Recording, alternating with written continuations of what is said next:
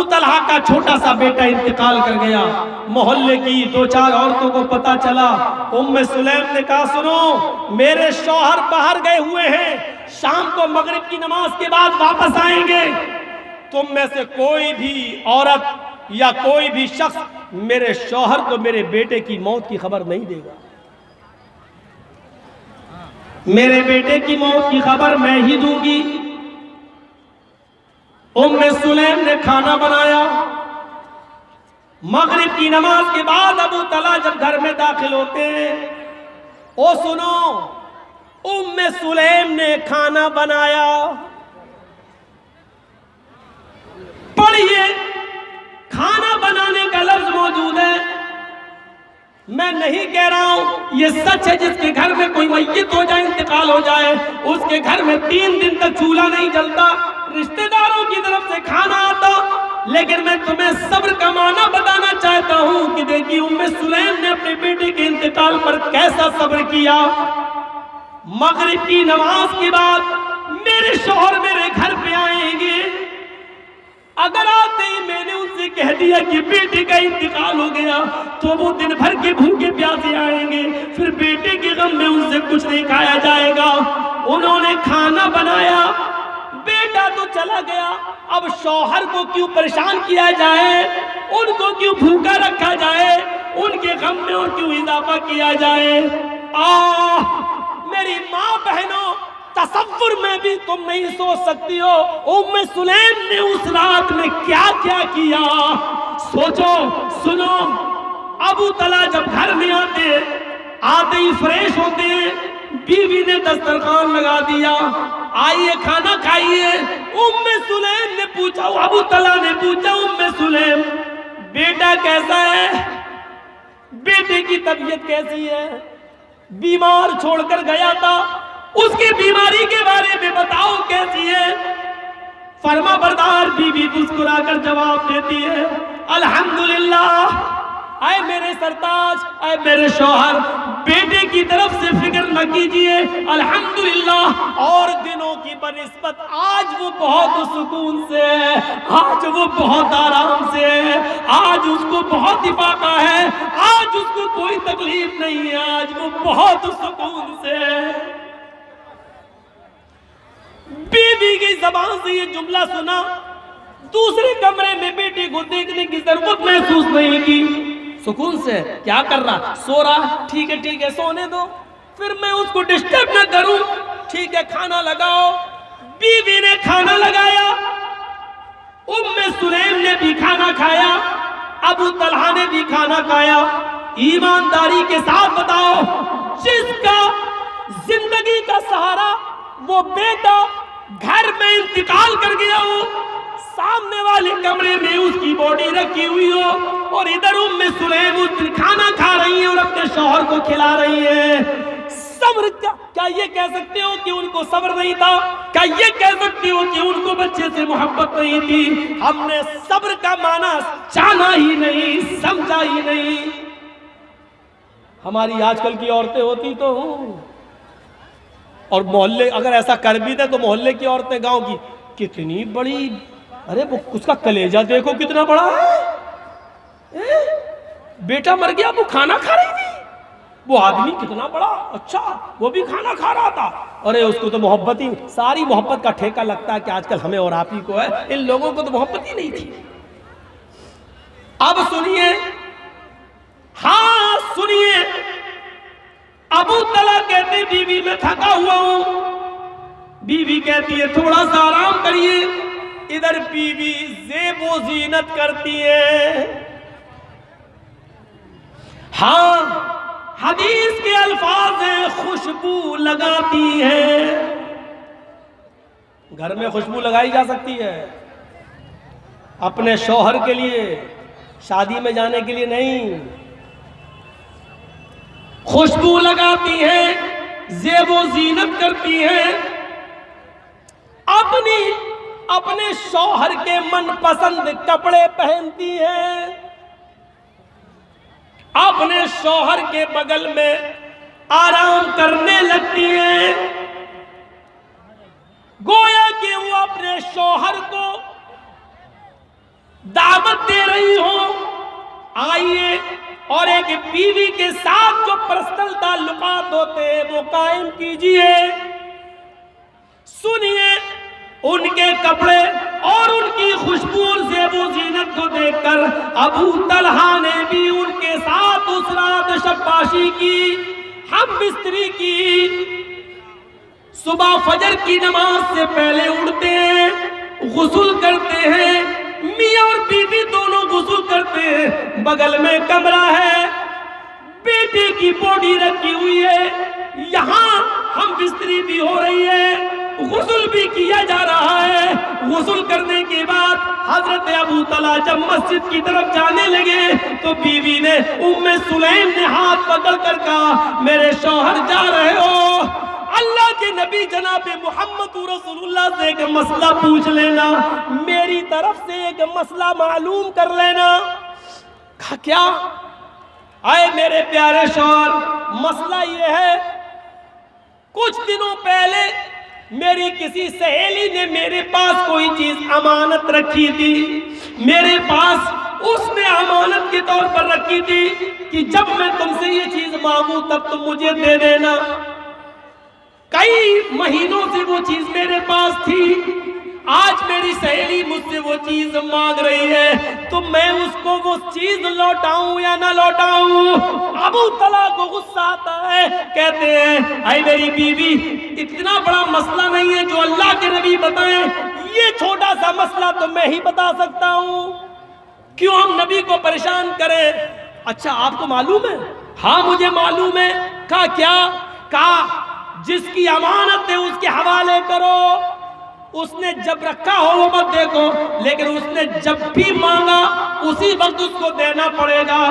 تمہارے پاس وہ امانت چاہے کتنی سال کی ہو، آج اگر اس نے مانگی ہے تو وہ ٹھیک ہے، آج ہی اس کو دو، یہ اس کی امانت ہے، تمہیں غم نہیں کرنا چاہیے، دکھ نہیں ہونا چاہیے، کیونکہ یہ اس کی امانت ہے، اس کی امانت کو اس کے حوالے کرو۔ کہتی ہے میرے پیارے شوہر، اب مسئلہ آپ نے حل کر دیا ہے تو اب غور سے سنیے، آج سے کچھ مہینے پہلے اللہ نے مجھے ایک امانت دی تھی بیٹے کی شکل میں، اللہ نے مجھے ایک امانت دی تھی بیٹے کی شکل میں، کل عصر کی نماز کے بعد اللہ نے وہ اپنی امانت مجھ سے مانگی، میں اس کو انکار نہ کر سکی، میں نے اللہ کی امانت کو اللہ کے حوالے کر دیا ہے، اس نے مانگی، ہم نے اس کی امانت اس کو دے دی، میرا بیٹا بھی اس دنیا میں نہیں رہا، میں نے کل آپ سے کہا کہ وہ سکون سے ہے، یہی اس کا سکون ہے کہ اس کی روح آسانی سے قبض سے انزلی سے پرواز کر گئی۔ میرے شوہر، میں نے تو آپ کو ہم بستری آپ کو سکون دینے کے لیے کی ہے اور آپ کو کھانا اس لیے کھلایا ہے تاکہ آپ مزید دن بھر کے تھکے ہوئے تھے غم میں اور الجھن میں نہ پڑ جائیں۔ یہ تم نے کیا کیا ام سلیم؟ تم نے رات ہی میں کیوں نہیں بتایا؟ ہم اس کی رات ہی میں تجہیز و تکفین کرتے، تم نے رات میں کھانا بھی کھلا دیا، ہمارے ساتھ لیٹ بھی گئی، ہم بستری بھی کی، یہاں فجر کی نماز پڑھنے کے لیے جاتے ہیں، وہاں فجر کی نماز کے بعد یہ پورا واقعہ حضرت ام سلیم اللہ کے نبی سے بیان کرتے ہیں، اے اللہ کے نبی صلی اللہ علیہ وسلم آج ایسا ایسا ہوا۔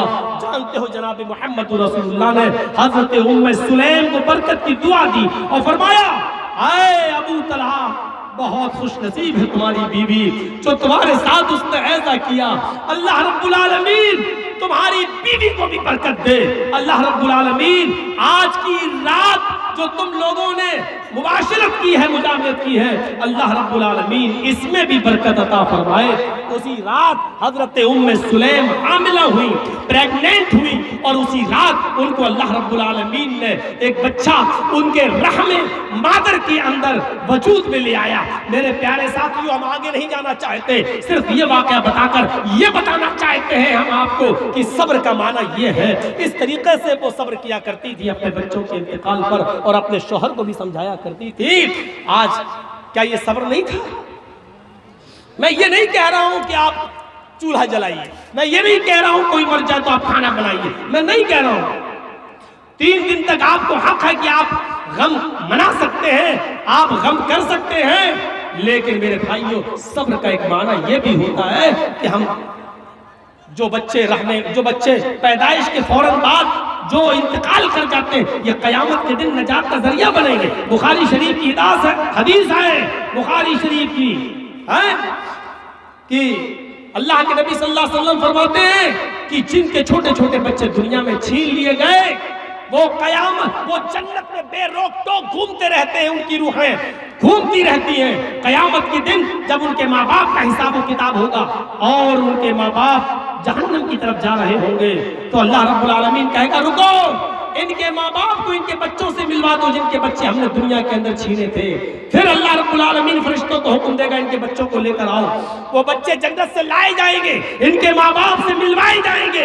ٹائم ملنے کا ختم ہوگا، حکم ہوگا جاؤ ان کے ماں باپ کو جہنم میں پھینکو، بچوں کو جنت میں ڈال دو. یہ بچے اپنے ماں باپ کے کپڑے سے لپٹ جائیں گے، اپنے ماں باپ کے دامن سے چپک جائیں گے اور کہیں گے اللہ دنیا میں بھی تو نے مجھ سے میرے ماں باپ کو چھینا اور آخرت میں بھی تو مجھ سے میرے ماں باپ کو چھین رہا ہے. اے اللہ اگر آخرت میں بھی چھیننا تھا تو دنیا میں تو نے مجھے میرے ماں باپ کا پیار کیوں چھینا؟ اے اللہ جب دنیا میں تو نے مجھ سے میرے ماں باپ کو ہم کو میرے ماں باپ سے چھین لیا اور ماں باپ کا پیار دنیا میں مجھے نہ ملا تو اے اللہ آخرت میں بھی تو مجھے محروم کیوں کر رہا ہے؟ لم یفارق بثوب، یہ حدیث کے الفاظ ہے کہ وہ اپنے ماں باپ کے کپڑے کو نہیں چھوڑیں گے، پکڑ لیں گے.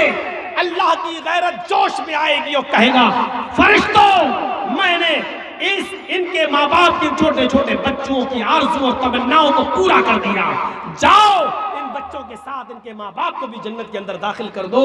یہ صبر کرنے والے ماں باپ کو ملے گا. نوحہ، ماتم، رونا، پیٹنا، چیخنا، زمانے جاہلیت کے نعرے لگانا اور الٹے سیدھی باتیں بول رہے ہیں، یہ ان لوگوں کو نہیں جنہوں نے اپنی اولاد کے انتقال پر صبر کیا ہوگا. ان کو اللہ رب العالمین ان کے بچوں کی وجہ سے ان کو جنت کے اندر داخل کرے گا اور نجات ملے گی. ایک چیز اور بہت اہم یہ موضوع ہے موت کا اور یہ معلوم ہے کہ آئے گی. دوسری بات موت، جس کی موت قریب آ رہی ہو اور جو یہ جان رہا ہو کہ اب میری موت کا وقت قریب ہے، اب زیادہ نہیں، اور اتنا ہی اس کے چہرے پر حشاشیت اور بشاشیت آ رہی ہو، رونق آ رہی ہو، جیسے جیسے وہ موت کے قریب جا رہا ہو ویسے ویسے اس کو خوشی بھی ہو رہی ہو کہ مجھ سے میرے رب کی ملاقات کا وقت قریب آ رہا ہے، جان لیجئے یقیناً اس کے اندر ایمان ہے. موت مومن کی نگاہ میں کیا حیثیت رکھتی ہے اس کے ایک دو واقعات میں آپ کے سامنے رکھنا چاہتا ہوں اور ضروری ہے کہ میں وہ واقعات رکھوں. سنیے، ہمیں پتا چل گیا بخار پھیپڑے جا رہے ہیں، کڈنی ڈائلیسس ہو رہی ہے، سب کچھ ہو رہا ہے، لیکن جو حقیقی مومن ہوگا وہ موت کو اپنے قریب دیکھے گا تو وہ گھبرائے گا نہیں بلکہ اس کے چہرے پر رونق ہوگی. حضرت فاطمہ، بخاری شریف کے الفاظ ہیں، فاطمہ رضی اللہ تعالیٰ عنہ روزانہ جب گھر میں آیا کرتی تھی تو اللہ کے نبی کھڑے ہو کر ان کا استقبال کرتے تھے اور اپنی بیٹی کی پیشانی کو چومتے تھے، بوسہ لیتے تھے. لیکن آج مرض الموت میں مبتلا ہے، اللہ کے نبی بستر سے اٹھ نہیں پا رہے. فاطمہ رضی اللہ تعالیٰ عنہ آتی ہیں، آج دیکھتی ہیں کہ میرے ابو کی طبیعت خراب ہے، بستر سے اٹھ نہیں پا رہے ہیں، تو خود آتی ہیں اور ان کی پیشانی کا بوسہ لیتی ہیں. اللہ کے نبی صلی اللہ علیہ وسلم پریشان ہیں. اس دن آپ پانی میں کے برتن میں ہاتھ ڈالتے، نکالتے، اپنے چہرے پر ملتے جاتے، بار بار پانی میں ہاتھ ڈالتے اور اپنے چہرے پر ملتے جاتے، اپنے کپڑوں پر اپنے ہاتھ پیر پہ ملتے جاتے اور یہ فرماتے جاتے. بخاری شریف کی حدیث کے الفاظ، ان للموت سکرات، ان للموت سکرات، موت کے لیے بڑی بے چینیاں ہیں، موت کے لیے بڑی سختیاں ہیں، موت کے لیے بڑی بے چینیاں ہیں، موت کے لیے بڑی سختیاں ہیں. اللہ کے نبی کی زبان سے نکلنے والے ان جملوں کو جب حضرت فاطمہ نے سنا تو چیخ پڑی، وا کر بابا تو ہائے میرے ابو کی پریشانی، ہائے میرے ابو کی بے چینی، ہائے میرے ابو کی تکلیف، ہائے میرے ابو کی پریشانی. یہ کہنا تھا. اللہ کے نبی اپنا دکھ بھول گئے، آپ اپنا غم بھول گئے. آپ نے اپنے بیٹی فاطمہ کو اپنے قریب بٹھایا اور فرمایا اے فاطمہ مجھے لگتا ہے کہ یہ بیماری میری آخری ہے، یا تو میں اس بیماری میں، یا آپ نے یوں فرمایا کہ اے فاطمہ آج میرا آخری دن ہے، آج کے بعد تیرے باپ کو کبھی اتنی تکلیف نہیں ہوگی. آپ نے فرمایا فاطمہ حضرت جبریل مجھے ہر سال 1 مرتبہ قرآن کا دور کرایا کرتے تھے، اس سال ہم کو 2 مرتبہ قرآن کا دور کرایا.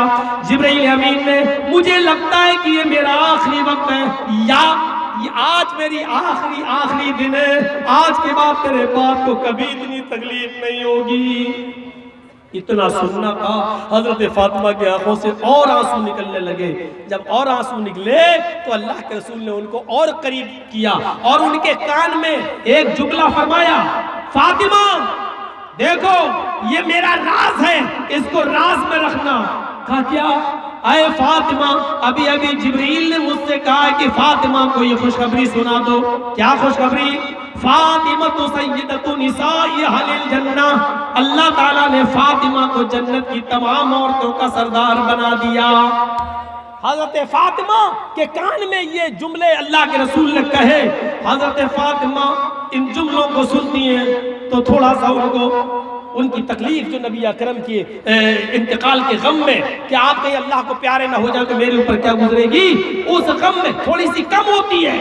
لیکن اس کے بعد پھر آپ کی آنکھوں میں آنسو آ جاتے ہیں فاطمہ رضی اللہ تعالیٰ عنہ کے. تو اللہ کے نبی نے دوبارہ ان کو پکڑا اور ان کے کان میں ایک جملہ فرمایا. غور سے سنیے اس جملے کے بعد حضرت فاطمہ مسکراتی ہیں. بخاری شریف کے الفاظ ہیں جب دوسرا جملہ اللہ کے نبی نے ان کے کان میں کہا تو حضرت فاطمہ نے مسکرایا. اور جانتے ہو مسکرایا کس جملوں کو سن کر؟ اللہ کے رسول نے ان کے کان میں فرمایا فاطمہ تم کیوں رو رہی ہو، تم کیوں غم کر رہی ہو، تم کیوں اداس ہو، تم کیوں مایوس ہو؟ تمہارے باپ کا اگر آخری وقت ہے تو تمہیں پریشان ہونے کی ضرورت نہیں. ایک اور خوشخبری سن لو. کہا کیا؟ میرے اہل بیت میں، میرے خاندان میں سب سے پہلے اگر کوئی مجھ سے ملے گا تو وہ تم ہوگی. یعنی ابھی میں جا رہا ہوں اور میرے پیچھے تم آ رہی ہو. میرے خاندان میں، میرے اہل بیت میں سب سے پہلے اگر کسی کا انتقال ہوگا میرے بعد تو تمہارا، یعنی میرے بعد تم آؤ گی، تم سے میری ملاقات ہوگی، میری ملاقات تم سے ہوگی. جب یہ جملہ سنا تو حضرت فاطمہ رضی اللہ تعالیٰ عنہ مسکرا دی. موت کی خبر سن کے کوئی مسکراتا ہے؟ لیکن جب سنا کہ میرے ابو کے بعد جب بھی میرے اہل بیت میں کوئی سب سے پہلے جائے گا تو مسکراتی ہے. بخاری شریف کے حدیث کے الفاظ ہیں، یہ خبر سن کر مسکراتی ہے. موت مومن کی نظر میں یہ حیثیت رکھتی ہے، یہ درجہ رکھتی ہے. اگر کوئی موت یہاں تو کیا ہوتا ہے، کچھ ہم یہ نہیں کہہ رہے غلط ہے، لیکن 1-2 بزرگ لوگوں کو کبھی کبھی ہم بھی دیکھنے جاتے ہیں جب